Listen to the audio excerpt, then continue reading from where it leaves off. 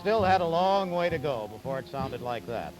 There was a war to come, and after it a depression, but also freedom and a world more friendly to the growing thing that was eventually to reach New Orleans about 50 years later.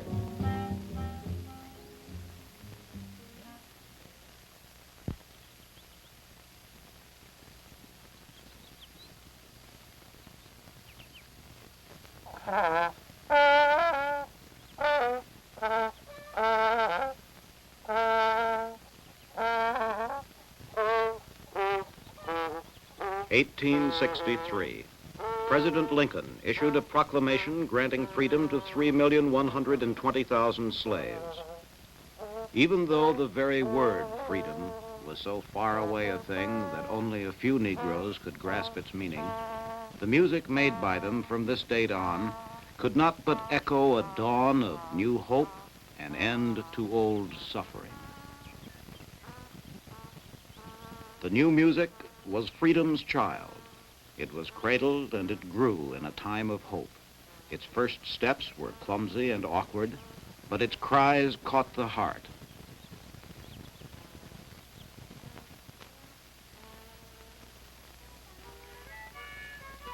Two new freedoms shaped the music to come.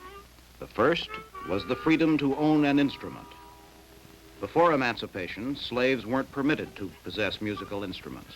The masters feared they would be used for sending messages. But now, a man could display one openly and blow on it, however halting the sound might emerge. The second freedom aided and gave scope to the first. This was the freedom to move. No longer were Negroes confined to their crude quarters. No longer did patrols supervise their every movement. With movement, a man could aspire to leaving the plantation. He could even dream of going into town. In town, he talked with new people. Before emancipation, he had known only those slaves restricted to his owner's domain. Now he could talk around a bit and exchange ideas with his fellow man, a man likewise newly released. He could set himself up in business. Nothing big about it, but it was new. It too brought exchange, the give and take between free men. A man could begin to think of himself as a person. He could look up without having to feel that he was watched. And when he looked down, he found something new. He was a man, and he could cast a shadow. And at the instant that he could cast his own shadow, he became aware of a second shadow, a person who could walk by his side. He found a woman and discovered that now he would be free to love in his own way and whom he wanted.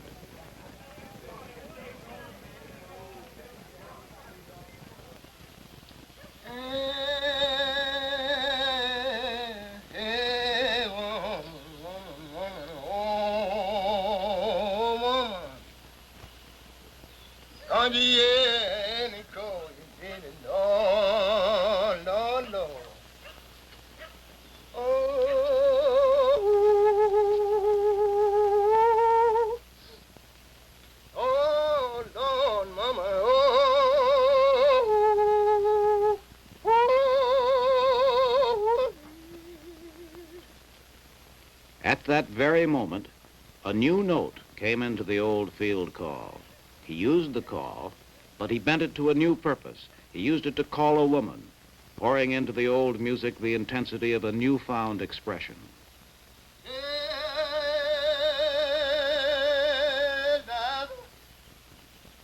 Oh, Lord, Jane, baby, don't you hear me call you woman? Lord, Lord. Father, yeah, and she won't answer.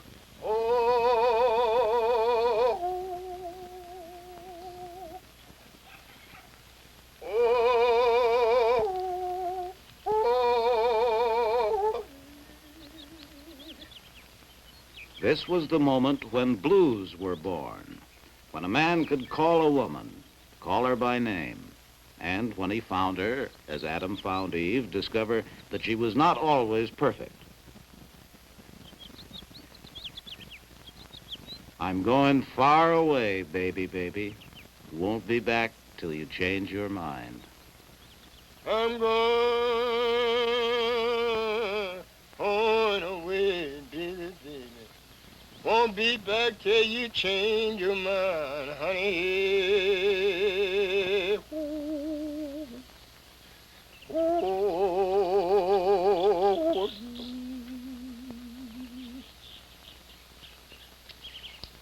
Oh, baby, yeah, baby. Don't you hear me call you woman? Hey, ooh, ooh.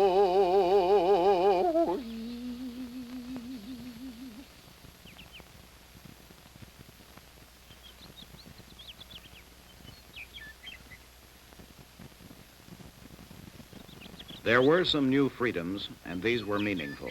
But one thing that has never changed is the round of work. Early in the morning, Horace begins his day. The inventory of his worldly goods is brief. A handful of chickens, 9 to be exact, and 2 hogs. A few acres of corn, some cotton.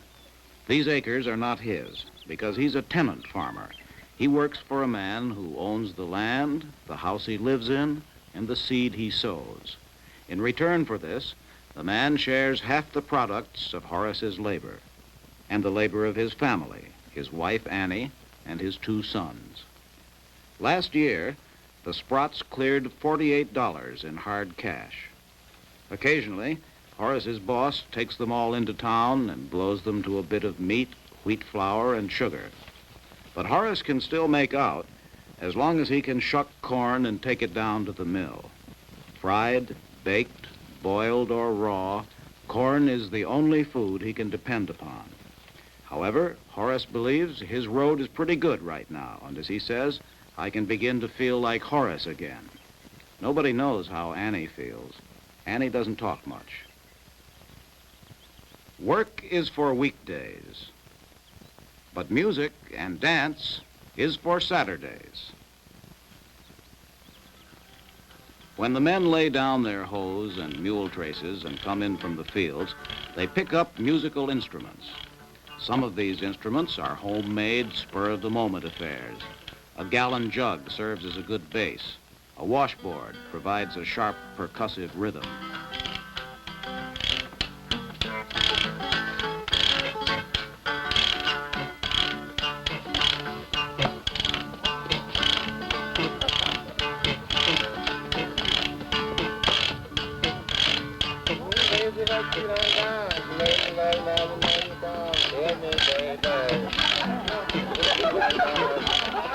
They call it skiffle music.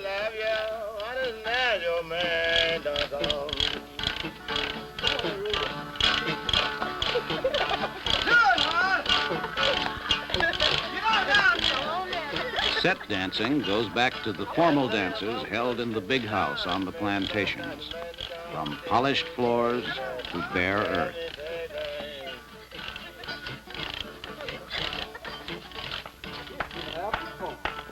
The buck dance. There are few who can do it well. The buck dance is the exclusive property of the male dancer, a sort of show-off piece in which he exhibits masculine strength and prowess. Hey,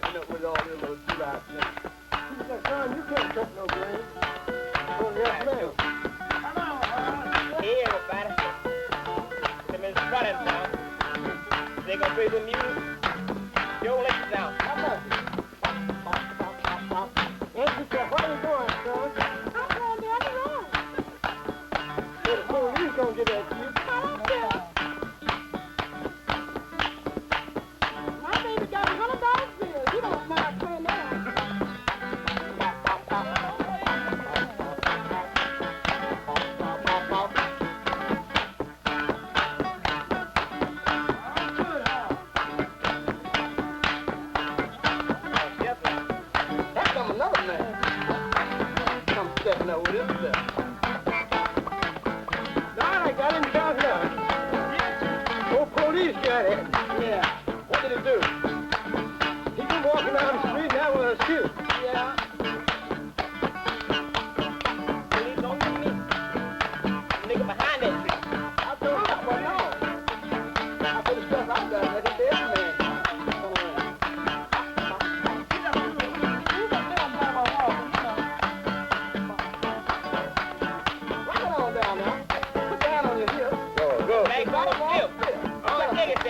just that, you know. Yeah, wag your tail. Wag your tail, man. My baby had a falling out last night. Come on, I see y'all with that. Hey, now.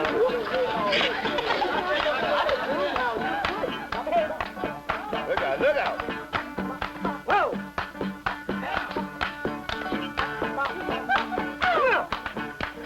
Look at that cow. Lord, you know I'm tired and travel every which way.